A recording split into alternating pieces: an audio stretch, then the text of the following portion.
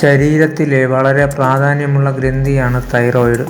Thyroid ഗ്രന്ഥിക്ക് പ്രശ്നങ്ങൾ ഉണ്ടായാൽ ഇത് മറ്റ് ശരീരഭാഗങ്ങളിൽ അസ്വസ്ഥതയും വേദനയും ഉണ്ടാകുന്നതിന് സാധ്യതയുണ്ട്.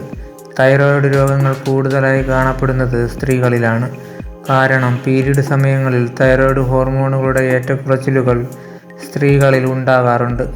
തൈറോയ്ഡ് സ്ത്രീകളിലെ ഗർഭധാരണത്തെയും ബാധിക്കാറുണ്ട്. ഇതിൻ്റെ പ്രവർത്തനം ശരിയായി നടക്കുന്നില്ലെന്ന് സൂചന തരുന്ന ചില ശരീരഭാഗങ്ങളിലെ വേദനകളെയാണ് താഴെ പറയുന്നത്. ആദ്യമായി കഴുത്തിലെയും ഷോൾഡറിലെയും വേദനയാണ്. തൈറോയ്ഡ് രോഗം മസിലുകളിൽ മുറുക്കവും സമ്മർദ്ദവും ഉണ്ടാക്കുന്നു. ഇതാണ് ഷോൾഡറിലെ വേദനയ്ക്ക് കാരണമാകുന്നത്.